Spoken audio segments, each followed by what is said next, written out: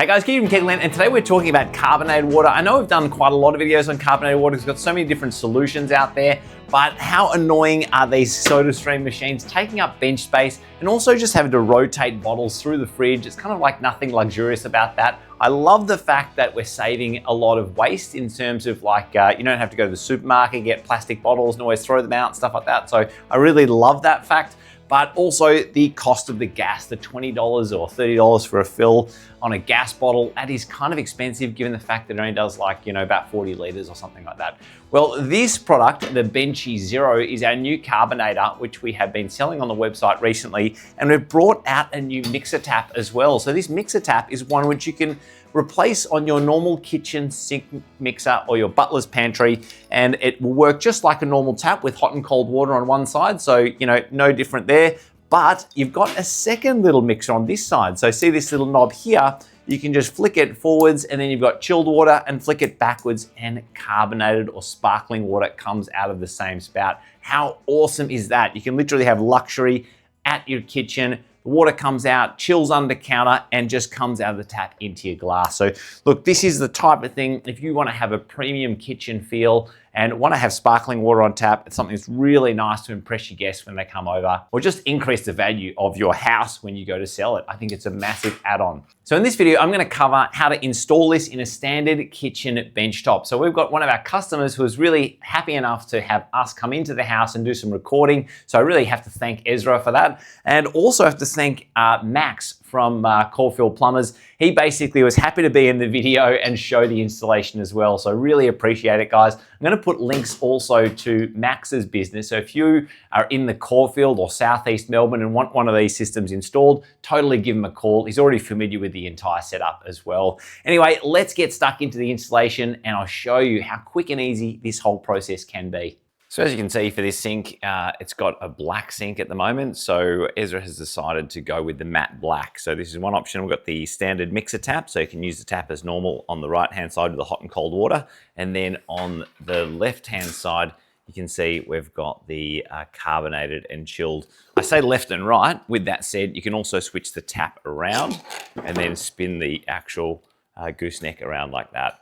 The other option, of course, is we've got this brushed stainless steel finish as well. So exactly the same setup, right-hand side or left-hand side, depending on which way you mount it. You've got the hot and cold water, and then you've got the sparkling and chilled water from that mixer.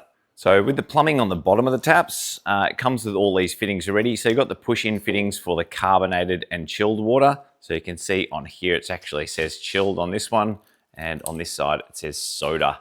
And then of course, with the other two braided hoses, we've got the blue for the cold and the red for the hot. So they're just normal 1/2 inch, as you can see there. Because this is a 4-product tap, you've got the carbonated and chilled water coming out of the center nozzle here, and then the normal hot and cold come around the outside perforated diffuser there. So both of the sets of taps that we have, this one, the brushed stainless steel, and also the powder coated, these are both entirely made out of stainless steel. So you won't see any brass components. Brass is a bit cheaper, but we thought, look, for the hard-wearing nature of stainless steel, it's really hard to beat, and KegLand really kind of specialize in that. So even with the black powder coated, this is built on a stainless steel substrate. So our twin mixers and carbonators just use a standard hole size here. Our thread on the bottom of the taps are about 34 millimeters, but you'll find most of the sinks are usually around about 35 millimeters. So yeah, most sinks will have a thread on the bottom like that, which will just pop straight out. And then ours will go straight in as it sort of meets the standard hole size. Our chilled unit and carbonator is fairly compact. However, in this particular setup, it did help a little bit for us to just move the S-bend, which is a pretty straightforward process. So Max, the plumber, he's already taken off the old S-bend. So the S-bend was coming out on the left-hand side here, and we want to put the carbonator just on the left here. So what we did is move the S-bend just to the right-hand side. So yeah, he's just gone out and grabbed a few bits from the van. And as you can see under this cupboard, it's kind of perfect for this installation. Obviously there's water, of course, under here, but he's also got power.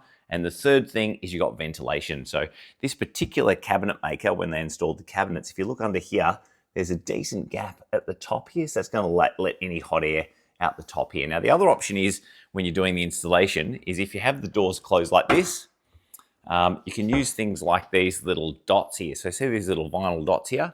You can use some slightly larger ones of those, And what happens is they'll just bring the door out slightly like this. So just forward, not so much that you'd notice it, really only like a few mil. And that little gap will allow some of the hot air to escape just at the top of the jamb there. So that's another possible installation. But look, that's not required on this instance because of that gap under there. So we can supply the 1/4 inch water inlet here. We've got basically this 1/4 inch tube that needs to get connected, and Max has just installed this water diverter valve. So that's just this one in here. So previously that braided hose would go directly onto this 1/2 inch thread, but just in between here we use this diverter, which basically allows us to have this output here connecting this tube to our carbonator. So on the controller, it's a good idea to set it up to a fairly low temperature. The lower the temperature you go, the higher the carbonation level you'll have. So just go to that F1, hit the S button again, hold it down, and as you can see, it's already preset to 0 degrees. And look, that's pretty good. It means it's gonna cool down to 0, and then the compressor's gonna turn off. Sometimes, just to make sure it doesn't freeze, I go up just like by maybe, 1/2 degree or something like that. So I'll cool down to 0.5 degrees Celsius, turn the compressor off, and then the hysteresis setting will allow that temperature to drift up to around about 1.5 or 2 degrees, depending on what the hysteresis is set at, and the compressor will turn off. So your water's gonna be pretty chilly and nice and carbonated. So with these types of installations, we've got a few different options with the plumbing. You've got 8mm push-in fittings here, but you can also reduce it with this male to female reducer. So that's 8mm on this male side, and then we've got 1/4 inch on this side. So that can just go in like that. Now in some of the installations, if you've got a tight space from front to back, it's sometimes a good idea to use our male to female elbows. So in this particular instance, we're actually going to switch this carbonator around, and there's more space at the back, so it's really not an issue. But if I was going to have an installation where the cupboard doors were coming, and closing onto line and pushing this line hard like that, then I would get one of the male to female elbows and put it in this output so it directs it straight up like that.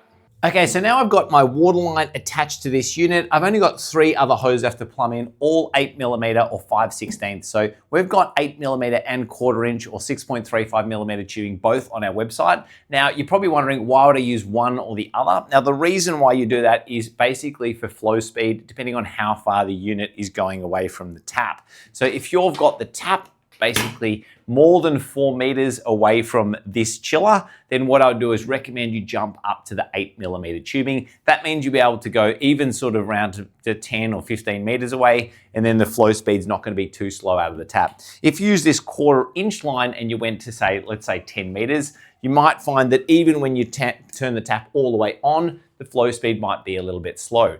Look, most of you guys doing this type of installation will probably have this unit within like 2 meters of this tap. Therefore, probably the 1/4 inch is absolutely fine. So if that's the case, just get one of these 1/4 inch reducers, put it into the 8mm fitting. So I've got the chilled out, so I push it all the way in like that. And then also I've got the carbonator or sparkling out, push it in like that.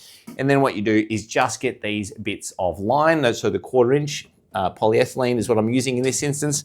And then this goes to the bottom of the tap, making sure to line up the correct one here. So I've got chilled out, make sure that goes on to chilled and push it in like so. And then I've got carbonated in the other one. And then carbonated sparkling on this side. So that is it under the bench, like so. And now I'll take you through the gas.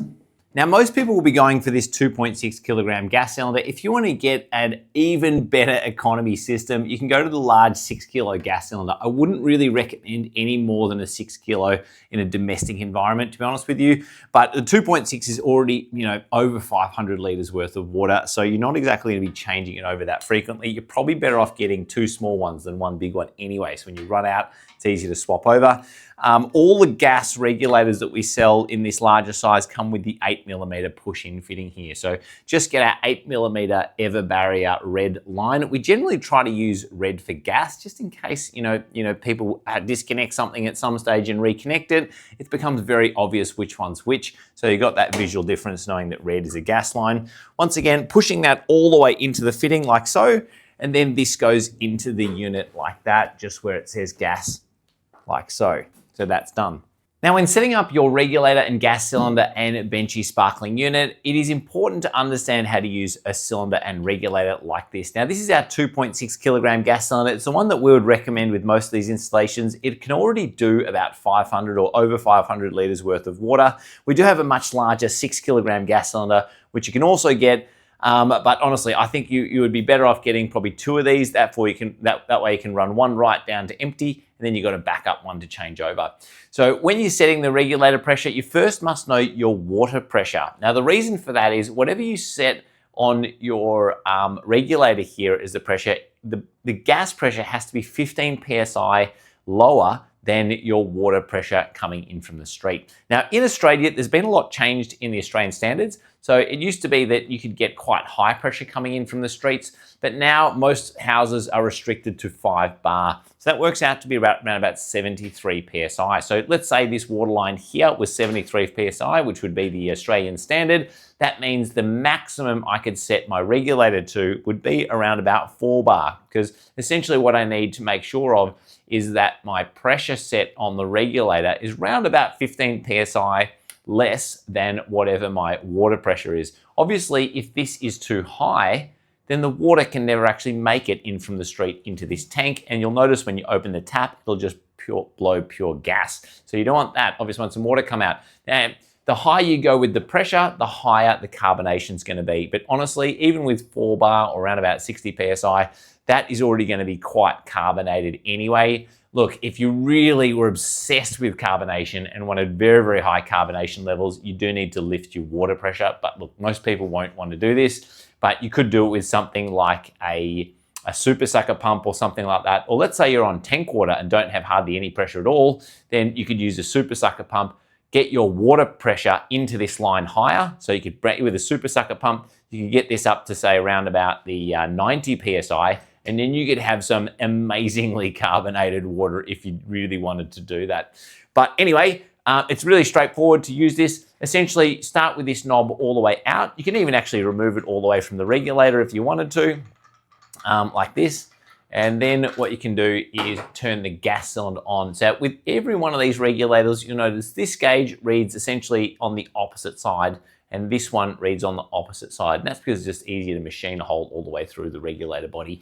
So essentially what I do is I turn this valve on like that, and immediately I can see some pressure come up on the left. Now, with any type of CO2 gas cylinder, this is not a good indication of how much gas you got left. If you really want to know how much you got left, you got to put the cylinder on the scale. This will generally go up and down with respect to the temperature of the day, which is why it's not such a great measure.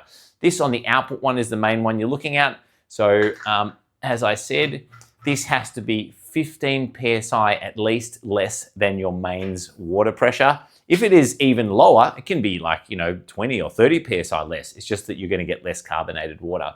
So what I do is I basically get this knob here and I screw it in like that. And you can see the pressure is building on the gauge there, and you can hear gas running through the regulator into this Benchy sparkling machine there. So I'm going to crank this right up to, let's say, the 4 bar region like that, and put it right there. Now, let's say I've accidentally gone too far. Let's say I accidentally went to 5 bar. So let's say I crank this up, going like that. You'll notice that this pressure release valve starts to pop out. And that's because this pressure release valve is a 4.5 bar pressure release valve. So some of you guys who are really pushing the carbonation level higher, you may want to basically unscrew this like that. And then, oops, sorry, I'll just turn this off. So you may want to let the gas out like this. You might want to take out the green one, which is our 4.5 bar model. And then what you can do is get the gray one of these. So the gray one of these goes up much higher, goes up to, I think, about 90 psi for people who have very, very high carbonation levels and want to do that upgrade.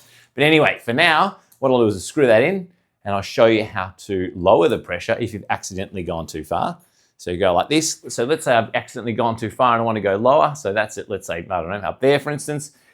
You'll notice that if I undo the gauge here, the pressure doesn't drop. And that's because gas is held in this gas line. So you'll have to undo it like that. You'll then have to pull the pressure release valve like that to lower the pressure, and then gradually wind it back up to the desired set pressure again, like so. So once you've set it once, honestly, you should never really need to set it again. It's just a once-off thing, and it's a very, very easy process.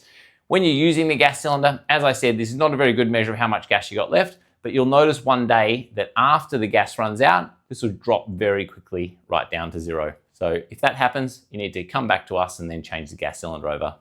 So when using the duotight fittings, always make sure to push all the way up to this line here so you can see we've got an arrow pointing to a straight line. That means the beer line or the tube needs to go all the way up to that point. So go like this, holding that with my fingernail, or I can even mark this with a texter to show how far it needs to get inserted, and then push it all the way in like so. So that is a complete, reliable connection once you've done that. You really lose a lot of reliability if the line is not pushed all the way into the fitting. Now, let's say you want to use this as a countertop unit. You've got the other option of undoing just a few screws on either side, lift off the lid here, and then you'll be able to pop out these caps. So I've already taken this cap out of this side here. So this had this blanking cap here. So just pull that cap out. And then you can use a conventional beer tap directly on the front of the machine. So let's say you just weren't ready to, take out the taps out of your kitchen sink, and you just want a really easy solution. Or maybe you've just got a restaurant with some available bar top space and you just want to put carbonated water straight in with ease. Then you can just do this. So there's a nut on the inside. I'm just doing that up from the inside to secure the shank into place. And then we've got these really easy push-in fittings. So literally this just pushes into the back of the shank like that. And then you just reroute the plumbing from the back of the machine. So you previously saw that side of the machine.